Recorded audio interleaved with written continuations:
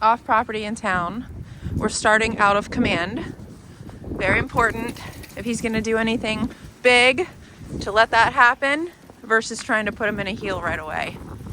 So what we're looking for is any barking, eating stuff off the ground, rushing up to a dog behind a fence, trying to ditch us. What else? See how we're changing directions and he's following us? Now he's gonna get put into a heel. So Josh tapped the tone, tapped his left leg. That signifies to Blue, hey, now you're in command. You're not walking around free anymore. So this means you have to stick by my left leg. So he's getting praised when he stays in heel. And if he starts to create a gap, that's when the collar will turn on. We're off property today. We like to take it off property after a couple of heel sessions just to make sure it's generalized, meaning the dogs don't only think it applies in the court. They have to heel wherever they may be. Looking pretty good, Josh. It's very clear that the heel sessions that Josh has done with him have been very effective. Because look at this. We're not even holding a leash.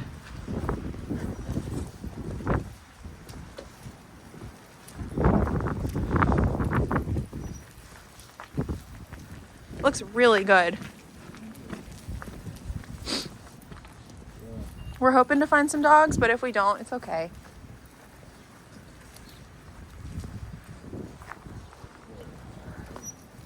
Look at that position. It's just perfect. And I love that he's holding himself there. Josh just did a sidestep. Nice job. Little piglet.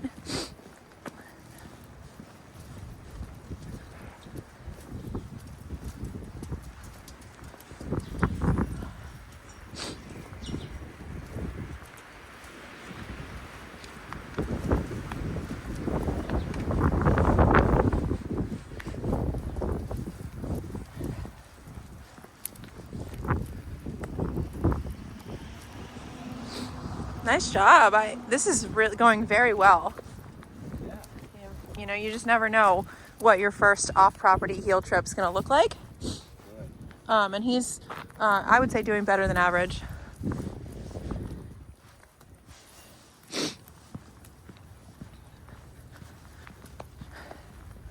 Very nice. He's really using that brain power to pay attention to Josh's leg. It takes a lot for him to hold himself there. He's going to be tired after this session. Yeah, he's used to scanning. Yep. Being the dominant one of the pack in his eyes, where he was. And he's looking for trouble. Yeah. He's just looking to tell somebody off.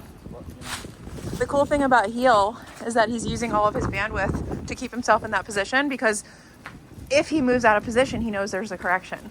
Yeah. So the stakes are high. So how could he be reacting if he's holding himself in heel? Yeah, Love it. It's a twofer because it's also a hierarchical shift that he Right. has to follow. So he's not leading. Yes. So the dominance goes down. Right. Because that's reserved for the position of the one who's choosing when, where, and how. Yes. If we're healing him, it's a leadership exercise where what I mean by that is that I'm asking him to follow, which means I'm leading, which means I'm the dominant one. I'm the one that's able to choose when, where, and how we're going to deal with things. And so that naturally puts him in the back, a more submissive position in his brain. If he tries to start to lead, then and shows that side of himself, starts to walk like this, starts to, like there's a dog over here, if he tries to chime in, then I correct him, then he has to deal with me, because not so much what behavior he chooses, whether it's barking or pulling, it's just that he's trying to deal Step with up, yeah. That's stepping on your toes. And that's why the role of the leader is to maintain the hierarchy at all times. There's a dog. He's being really quiet. Oh, Blue sees him. He's choosing to stick with Josh. There was a beep. He had an ultimatum there. He could either run up to the dog or he could run over to Josh. Yeah. Now it's going to start barking. Classic. As soon as we start walking away, then it starts barking. False confidence. Very good. Notice you'll see him starting to lag just a little bit. Lagging is really, it's the same idea as pulling. It's not fully submitting, right? So he says, if I can't pull, maybe I'll lag behind because it still puts me in control. So that also gets corrected. We want perfect heel position. There's a cat up here? Wow, Josh, you've got a good eye. Oh, yeah. And also, the beauty of this style of training, see, I can see he just got corrections there. My body language doesn't have to be overreactive. I don't have to. Right. Have to do that. Oh no! Stop! Yep. That's You're very unobvious. Right. If I'm chill and I'm correcting and leading, then he receives the correction, looks at me, and just sees this calm. Another dog. Everybody's being so quiet. Everyone's being quiet because he's in heel. Hello. Yeah. He's gonna get corrected here. There we go. Hi, buddy. Yeah, we just passed another dog. Here he goes. You can circle back around. Hi, buddy. It's a corgi. Hey. Correction. Recall back to Josh. There's no coincidence he's coming over to me. I am not the one working him. So if he says, oh, look, another option. Correction. Recall.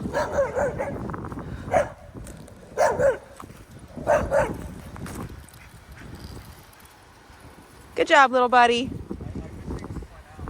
This moment, if I get panicky, he looks at me and sees me. Unstable leader. Yeah. Yeah. So if I stay calm in the situation, after he gets a correction, he looks at me and just sees me chill. Yes. Stable, confident leader. That's gonna go a lot further for Yeah. me than me being like, uh-oh. Yeah, grab him. Grab him. Yep. Come on, Ty. Sorry, all that energy that you're Not good. carrying. Right. That was perfect. I'm so glad we had a barking dog. That would have caused him to lose his mind. Nice job, Josh. Yeah. That was a perfect little guy right there. Cool looking corgi. Had a tail. They don't always have tails.